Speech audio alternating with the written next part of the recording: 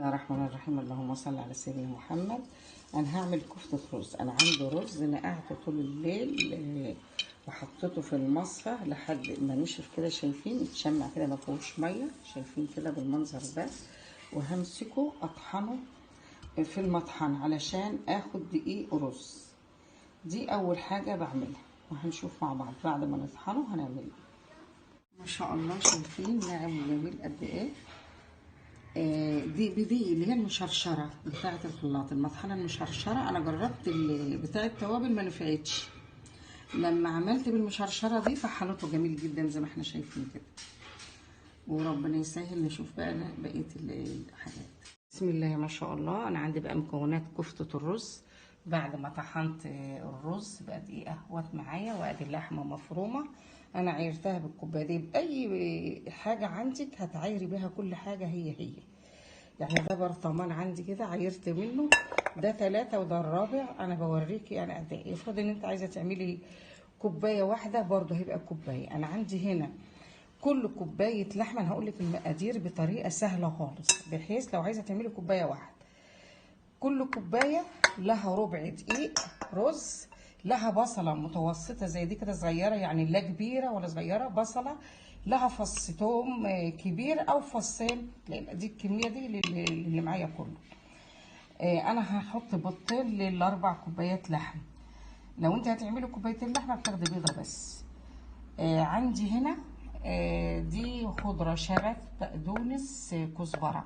هاخد لكل كوبايه معلقه بالمنظر ده كده، معلقه كبيره من بتوع الاكل. سهلتلك المقادير خالص. عندي هنا قرنين فلفل حامي، لو مش عايزاهم خالص لا. لو عايزه واحد بس ممكن، لو عايزه حته ممكن، لو عايزه نص معلقه صغيره. المهم انت الحامي ده حسب ما انت عايزه. عندي بقى ملح وفلفل، وانا حطيت معلقه بهارات لحمه، ودي بهارات مشكله. دي كل مكونات كفته الرز بتاعتي اهي. هعمل ايه بقى دلوقتي؟ انا هفضي ديت وهاخد دول 4 كوبايه. هاخد كوبايه دقيق رز وهحطها، وهاخد البيضتين هحطهم هنا. بقى اللي معايا المفروض افرم الحاجه دي الاول. هروح افرمها وبعدين هوريكم احنا بنخلط المكونات. انا فرمت البصل والفلفل معاه والثوم. معايا البهارات هحطها كلها. معايا البيضتين، ممكن نستغنى عن البيضتين لو مفيش عندك بيض، مفيش ادنى مشكله. هذا البيض. انا هنا خدها قاعده كده، يعني لو انت عايزه كفته مظبوطه زي ما الكتاب قال، الرز المطحون ربع اللحمه، ربع كميه اللحمه. انا عندي 4 كوبايات لحمه، ادي 1 رز. عندي هنا ال4 معالق خضره هحطهم، وهقلب كل المكونات دي مع بعضها، وهنعمل عجينه متجانسه جميله مع بعض. ما شاء الله صمغت اللحمه مع المكونات كلها مع بعضها. شايفين؟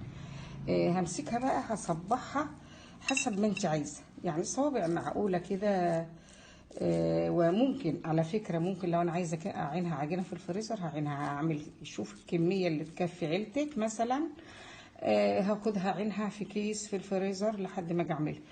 هعمل مثلا صوابع بالمنظر ده كده، وهقليها في زيت غزير، يعني مش غزير قوي برضو لان هو بغماء، يعني على المهم يغطيها.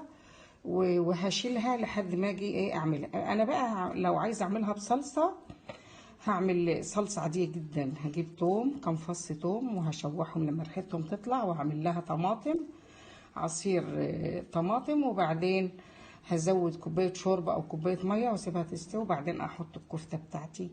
يعني هي ما بتاخدش وقت من 10 لربع ساعه مش اكتر، وتراقبيها عشان لو ما تفشش منك. وبعدين برضو ان شاء الله هنعمل منها سواء. دلوقتي احنا هنصبحها ونقليها ونشوف مع بعض. جميله، شايفين متسمغه وحلوه ازاي؟ بألف هنا وشفا. ما شاء الله صبعت كل الكميه بتاعتي مره واحده، وعندي هنا الزيت سخن. هحط بقى في الزيت هقليها كلها، وبعد ما اخرجها بقى هنشوف مع بعض. هي دي ممكن اخزنها مقليه وممكن اخزنها طري. انا هخزنها مقليه عشان يعني تديني وقت، وهطبخ منها بس مش في الفيديو ده، في فيديو تاني. خلاص معايا الكفته اتقلت اهي. بمسكها بقى بشيلها على ورق واعينها لحد ما تبرد واكيسها، او لو انا مثلا هطبخ منها مباشر هعمل الصلصه واحطها في الصلصه. شايفين الجمال ما شاء الله.